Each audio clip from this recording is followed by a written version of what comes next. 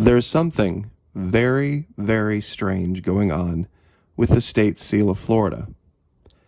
And when you add in some little known historical facts, it makes the image even stranger. In today's video, I would like to cover some of those facts and attempt to get to the bottom of this. Because I've looked at state seals from all over the country, and they are almost all very, very representative of the state. You don't see things in the imagery that argue with what the state is. For example, you don't see pictures of cactuses on the state seal of Michigan. You don't see pictures of deserts on the state seal of New York. But on the state seal of Florida, you see mountains. And more importantly, you see the sun either rising or setting over those mountains. Now, Florida didn't become a state until March 3rd, 1845. Florida wasn't a state, wasn't even part of the Revolution. It was only 15 years before the War of Federal Aggression that Florida became a state, and even at that, the vast majority of the southern part of the state was wild. It was total wilderness and swamp. Everything everything south of Orlando was pretty much uninhabitable, so the only imagery they would have used would have been from somewhere in the north. Now, when we look closely here on the right, we see an image of a Native American standing on the bank of a river. In that river is a steam-powered paddle boat. On the far bank is a king palm. In the distance is mountains, with the sun either going down or coming up. I personally believe it's the sun coming up, it's the sun rising, because there's only one river in northern Florida that would have been large enough to be traveled by these types of steam-powered paddle wheels. And that river is the St. Johns. It's in extreme northeast Florida. Mayport Naval Base is up here, Jacksonville. And it's still a very, very busy port. As you can see, the river gets very, very wide. Almost looks like, at some points, looks like a giant bay. Especially when you get down towards Green Cove Springs. There is a very secretive but very strategic submarine base, believe it or not, years ago near Green Cove Springs. So it's my opinion, just based on observation, that this is a picture of a Native American somewhere on the western bank of the St. Johns River, looking eastward at a rising sun. It's the over the mountains part that is very, very strange. I'm not sure why they would have added that in. Looking eastward, there's nothing even remotely like it. And there are rivers, there's intercoastal waterways all over Florida, and way over here in the Panhandle, for a very short time, it looks like the Chattahoochee comes into Florida. But, and then if it's over here, then you could be looking either direction. But the closest to Florida you can find mountains isn't east or west, it's north. Which then begs the question, where was this idea gotten from? One of the more odd things is that there are mountains in Cuba, there are mountains in Dominican, there are mountains in Puerto Rico, there are mountains all over the Caribbean. Why are there none in Florida? It really makes you wonder sometimes about history and where Native Americans from this era would have gotten this idea. It was the big draw to Florida, by the way, the St. Johns River, because that was really the only way at that time you could make it into the interior. There were Spanish explorers hundreds of years before that had gone back and reported to the king of Spain that Florida was largely uninhabitable, unsettlable. It would never be any kind of an asset. I believe that might have been DeSoto. That's the contempt they had for this part of North America. And that's what they thought of it. So a very, very strange anomaly that they would create this. And the image used for the Native American in the foreground is very, very light-skinned. And it wasn't an ink issue, because you can see they have the darker tones that they use for the, well, I guess for the trim, and then also for the palm tree and for the boat. The shoes are also almost teal. I've never seen teal sandals everywhere. Anyway, I mean, I'm sure in some store now you could find them, but at that time, very, very odd imagery that was used. Because this is such a small detail on the seal of a state. Unless it was something that was just accurate for the period, I'm not sure why you would use it. Now, speaking of strange anomalies in Florida, pardon me. The world and the nation and a lot of medical experts are scratching their head, once again, for a different reason, about Florida. I'd like to cover what I believe to be the real reason Florida did so well. And I've used this image before.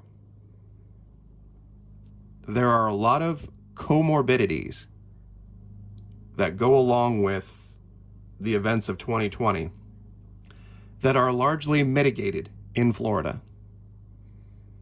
One of them is obesity. Another one is the use of any type of substance that you would inhale into your lungs. And I'll just leave it at that and let you use your imagination. Stress, diet, exercise, all of those things, when you put that together, give you a much better fighting chance. And this is the real story, I believe, of the nation's most elderly population here in Florida. Many of them are retired, so they're not pulling long weeks at work, meaning their stress levels are low. And it is accepted science that lower stress levels give you a better functioning, stronger immune system. That's fact. So that's number one. Number two, most retirement communities, neighborhood associations, facilities have a program for getting out and being active. Golfing, swimming, tennis, walking, fishing, gardening, biking, all of these things largely done out in the sunshine, soaking up vitamin D. These things also reduce your stress level, make you stronger, and reduce your BMI. Another fact, proven comorbidity of COVID is obesity. Keep the BMI down, stay active, keep your lungs strong, stay healthy, and you'll beat it. Diet is another issue in Florida. You just eat better down here. You eat healthier down here. Let me see if I can find the right picture here. Hold on. I've used this picture before. These items here make up 90% of my diet at the moment. Probably for most people, the hardest things to source would be the pomegranates, figs, or dates, but everything else is very easy to get. I do, of course, eat some meat, but usually it's only about 4 ounces a day and only 1 serving of red meat a week. And boy, let me tell you, I can attest from personal experience, eating like this will change your life if you do it long enough and you give it a chance. Broccoli, carrots, This up here is just a representation of pecans, walnuts, hazelnuts, spinach, kale, blueberries, strawberries, pineapple, mango, coconut, honey, pomegranates, figs, avocado, guacamole, and dates. If you use this to make up most of your diet, you won't even hardly miss meat. Some days I even forget. I'm like, oh, I didn't eat any meat today. Oh, well, maybe tomorrow. And it will make you feel a lot better. Objectively, you're talking to someone who's been on a very strict diet and exercise program for the last 5 months, lost over 50 pounds. It works. It absolutely works. I'm not saying go cold, total crazy vegan, but if you replace your diet, certain things, stay out of the frozen food aisle completely. This is something that the governor has talked about. Let me see if I can find that picture. I'm losing my pictures. One of the reasons that the governor decided to roll out the vaccine with Publix, especially in a place like Palm Beach County, where it's a lot of people. Publix is, and this you would only probably know this if you lived in Florida, is not just your average everyday grocery store. They have produce department that is just something amazing. So much stuff all the time, always fresh. Everything's clean, everything's nice. The people are incredible. And a lot of the elderly people in Florida choose Publix for a reason, because of the experience. I talk about the King's Peace in Florida. One of the reasons that I do is a lot of the people talk about masks and vaccine and, oh, I'm not afraid. And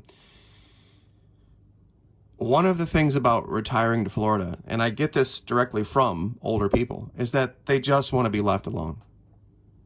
They just want to be left alone. And if it means wearing a mask, fine. If it means getting vaccine, fine.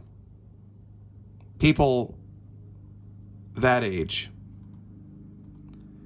have been through so much. I mean, really think about it. If let's say they're 65 years old. They're 65 years old. They were born in what, 55-ish, mid-50s? They went through the death of John F. Kennedy. They went through Vietnam. They went through the civil rights movement. They went through the Saudi oil embargo. They were born during a time when the Cold War was a real thing. The 80s. Everything that they've gone through, everything that they've seen. You're not going to scare these people. They're just not going to be scared. And if they're 70, 75, or 80, now you're talking about people that, were born during the war, during World War II, whose parents were given rations for food, who were taught to hide under their desks and did drills of hiding under their desks for fear of nuclear war, as if hiding under your desk is going to stop, the nuclear weapon that's going off. This is what they've lived through. This is our biggest asset. I'm sorry, but this is Florida's biggest asset, bar none, is its elderly population. Because they're fearless. They're fearless, but they just want their days to go smoothly. They want to run their errands, get their groceries. And if it's something that simple, 3 million of them have been vaccinated with virtually no problems. There's always going to be exceptions, but the vast majority, starting all the way back in December, so we're talking about 4 months now. Middle of December, say January, February, December to January, January, February, March, 3 months, 4 months, they're fine. Now, and this is something else that they believe too. Don't dwell. The past is the past. The future is all it's worth discussing. When you've gone through what they've gone through, why would you? Why would you dwell? This used to be what they were taught. It's what we should still be teaching, but we aren't. Valor doheres, all men must serve. And nobody knows the day, the minute, the hour, the month. Death is certain. The time is not. Live while you can. Be happy. These are the things. These are the things that these people will never understand. You watch in a few months, time, they're going to be talking about another round of free checks. That's coming. And you can mark my words, March 5th, 6th, Florida Maquis said that by this summer, they're going to be asking for more checks. Because they don't know the difference between thinking and feeling. It's all going to be how they feel. How do you feel about going back to work? How do you feel about things going back to normal? They're not going to be asked what they think about it. And finally, this is probably the biggest secret. It's time to go to war with yourself. Nobody likes to hear that. Nobody likes to hear this, that the biggest enemy they face isn't someone, quote unquote, pushing a vaccine, even though it's not required anywhere.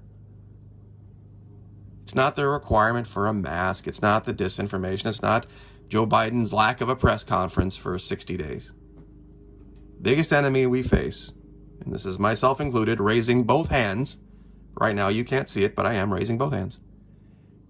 The biggest enemy we face is in the mirror every morning. And that's just the reality. These people are going to try to make you believe it's somewhere else, and it's something else, and it's somebody else. Because that's how they delude themselves. It's how they delude themselves into believing they're compassionate. They're trying to convince themselves they're compassionate by telling you that your enemy isn't you, when really it is. And the more of us that accept that and only worry about that, the better off we'll be. Ask yourself a question. If it meant never seeing a political ad ever again, never listening to a talking head yammer on about this person or that party or this policy or that policy, it really makes you wonder if it wouldn't just be easier to have a king or a queen, because half of the population is going to be upset one way or the other. It's never going to matter. Even now, look at the Democrats. Did they look happy? Did they look fulfilled? Do they think they won? They're lost. So not even they are happy with President Biden. They're as unhappy as they were under President Trump. They're just less united. Which, to my mind, is a good thing. It gives conservatives an opening to be united, to be happy, and to listen to our elders. Even at 51, which I'm going to be in April, this is excellent wisdom. 70, 75, 80, 85. They are an asset going untapped. And we are so blessed in the state of Florida to have a large population of them, to share their experience, to share their ability and their stories and their history. We can learn from them about going forward because they've seen a lot more than we have. So, anyway, I will leave it there.